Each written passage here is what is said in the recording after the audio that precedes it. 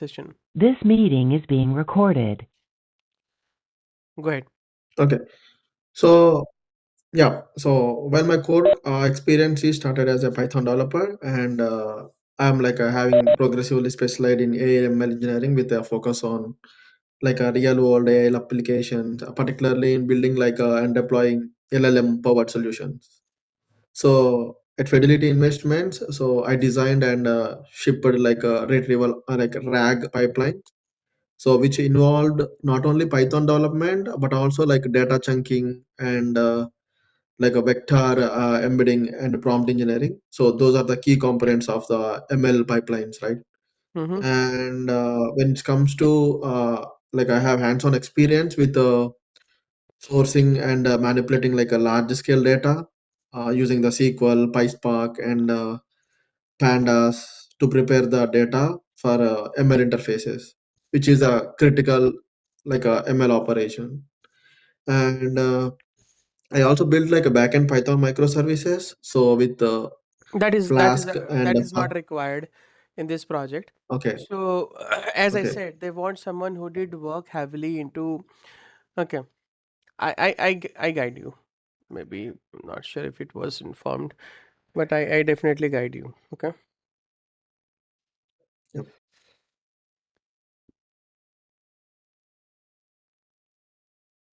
Okay. So as per the need that manager has, they want someone who is very solid in data scientist fundamentals, someone who knows statistics, ML algorithm, feature engineering, and experimentation. Okay. AI ML side, someone who did work Mhm. heavily on LLM RAG deployment, scalability, little bit production side. This is the combination this manager is looking for. Now help me and make me understand how is this relevant to what you have been doing and how much you are involved into statistics and ML algorithms and all, and then RAG LLM deployment. Gotcha. So basically, like I would say like while my background is I have started as a Python developer and then engaged with the ML engineering tasks.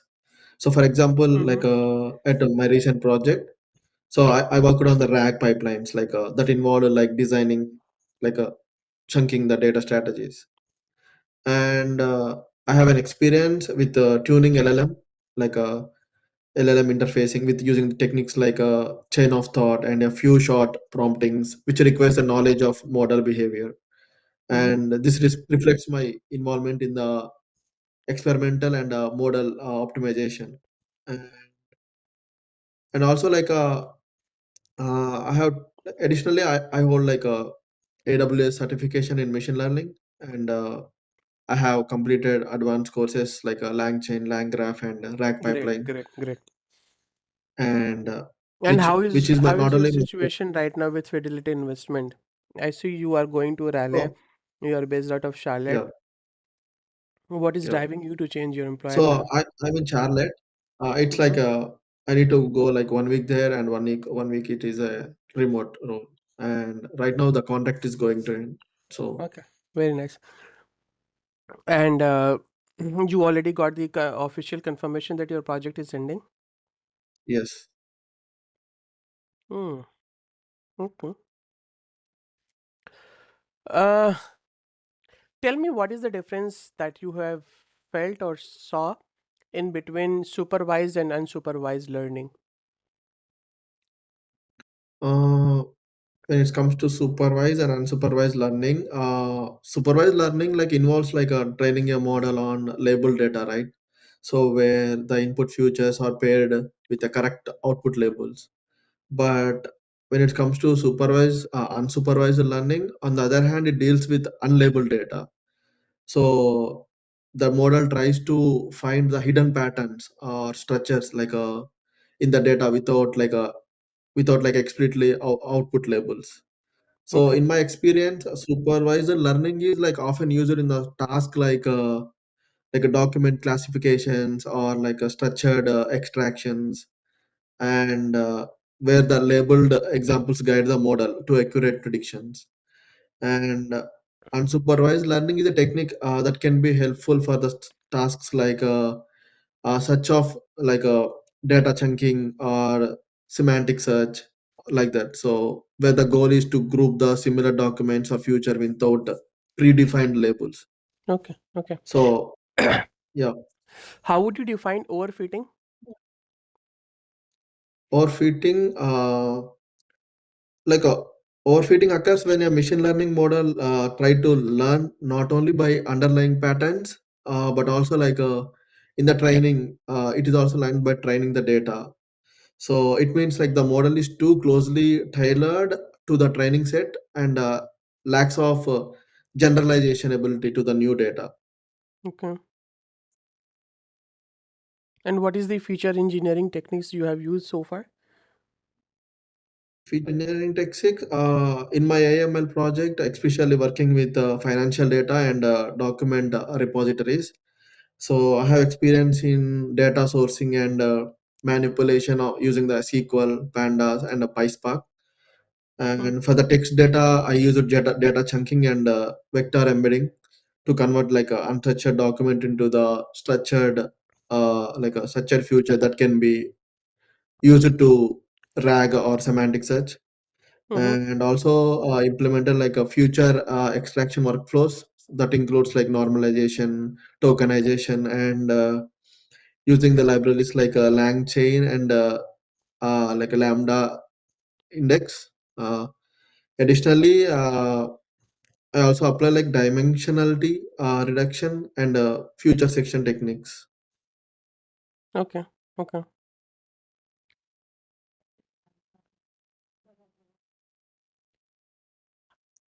okay, okay. How do you differentiate, or how, or maybe if you can just explain this bias variance trade off? How does it work? Uh, so the bias variance trade-off is fundamental concept like in the machine learning. Mm-hmm. So where that balances like a two sources of errors to achieve like a optimal model performance. Okay. So something like the trade-off is about like finding the right balance or a model with a low bias or a low balance. So Mm-hmm. in my experience, like building AI pipelines, I manage this trade-off by like a tuning model complexity or using the regularizations and validating the separate data set. So for example, when fine tuning LLMs or like a building RAG pipelines, I monitor performance metrics to avoid like overlifting or while ensuring like a model capture enough complexity to perform the well on financial documents. Mm-hmm. So basically, we use these techniques for early stopping and future selection help to maintain this balance and Okay. Okay. scalable Which AI which which solutions. ML algorithms you have implemented so far? So far, so we implemented supervisor learnings. So I have also used unsupervised learning techniques, Mm-hmm. and in addition, I have worked on embedding based similarity search using the vector embedding. Mm-hmm. And for large language model workflows, I focus on prompt engineering and like a fine tuning techniques. So my approach often combines like a classic ML algorithms with modern AI LLM techniques to build like a scalable patterns. Okay. Okay. Makes sense.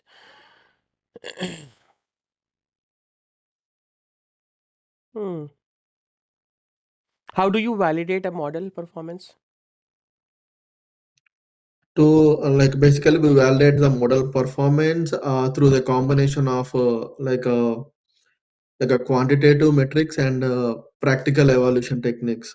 So typically I split into the training, validation, and test sets to ensure that the model generalize well to see unseen data. So then I use the metrics such as accuracy and precision and recall, F1 score for a classification task, and mean squared error or R squared for regression problems. So for LLM and RAG pipelines, we evaluate like a grounding quality and hallucination rate and task specific accuracy to ensure like safe and reliable outputs. Okay. Okay. And how do you deploy ML models into production? Have you ever done it? Yeah, we worked on that. So I deploy like a ML modules into production by by first I containerize the model and its dependencies using the Docker to create like a Excellent. Excellent. Yeah. Yeah. consistent runtime. Yeah, Hmm. consistent runtime environment. Then we build like backend microservices using Python, like for the by using the framework like a Flask and Fast API to expose the model interface as a REST API. Mm-hmm. And then we use like a cloud platform such as Azure ML to manage the model deployment. And this includes like setting up the CI/CD pipelines with the tools like Azure DevOps or GitHub Very nice. Actions to Very nice. automate the Have you yeah. worked on ML ops also? Yes, I also worked on ML ops. What So I is have ML hands-on ops? experience with ML ops as a part of deploying and maintaining like AI ML models. Okay. Okay. Very nice. How do you monitor a deployed models? To monitor the deploy models, we'll set up an automated tracking of key performance metrics such as latency, throughput, and accuracy. Mm-hmm. And the model is function like we see that the model is function accurately or like expected in production. So we use cloud platform tools like Azure ML's monitoring and logging features to collect like real time data on the like a model performance and resource usage. Okay. And Okay. we also track How model has drift been your by experience? How has been your experience in creating ML pipelines? Have you created it before? okay.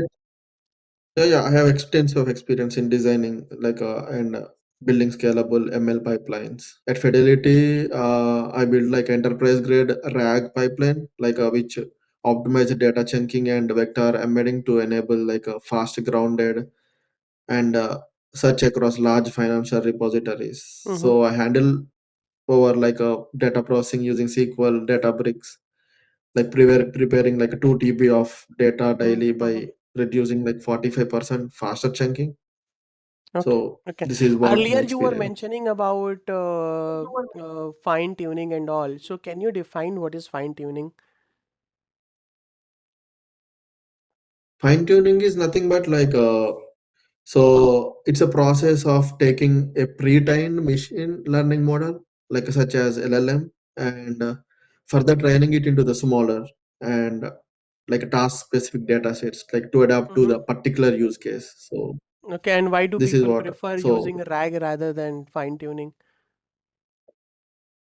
so mostly, like people often prefer RAG often over like fine tuning allows like a it allows like a leveraging large pre-trained language models without the need for costly and time consuming retraining. So RAG combines a retrieval system with a generative model where irrelevant documents or knowledge chunks are retrieved dynamically and improving accuracy. Fine tuning requires like a labeled task specific data. So and Mm-hmm.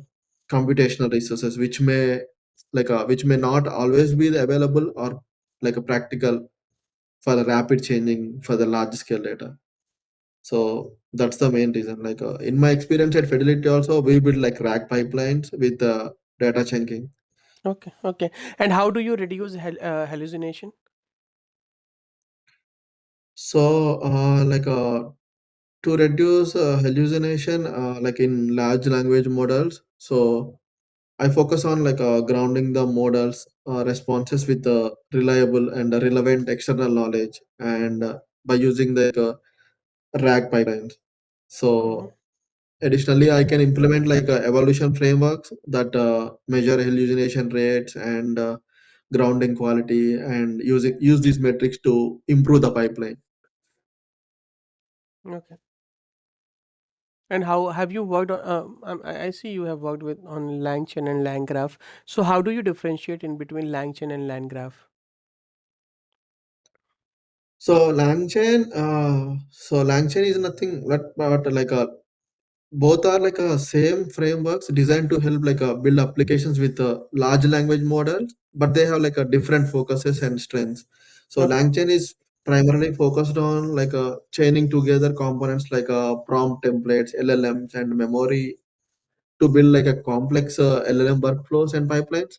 And langgraph on the other hand, like it is creating like agentic AI workflows with graph based structures, and it allows like defining AI agents and their interactions as a nodes and edges as a graphs Okay. Okay. and And how will multi-agent you workflows. evaluate LLM outputs? So to evaluate LLM outputs, like it is like a multiple dimensions such as accuracy, relevance, grounding. So I design evaluating frameworks that measure the key metrics like including hallucination rates and grounding quality and well the output is supported by the retrieval documents or not. So I use like a qualitative assignments like a human in loop reviews to catch the errors or biases that automated metrics might miss. So additionally, we can monitor by latency and consistency to ensure like the model performs reliable in the production environment or not. So it's a continuous monitoring feedbacks allows to like to evaluate the LLM. And how do you optimize LLM costs? So we can optimize like we can achieve by selecting the right model firstly. So like a right model size and the type of the task. So using smaller or like a distilled models when when Correct. possible to Correct. lower the tokens and the compute costs. So I optimize like a prompt engineering to reduce the token length and unnecessary calls, which directly cuts the cost per interface. So and we can also do like a batch request and cache frequently queries or response to avoid like redundant calls to the LLM. And we can Okay. monitor patterns and cost metrics on platforms like Azure Open API, like Azure Open AI and AWS to help, which helps like inefficiency and opportunities for scaling down or adjusting the usage.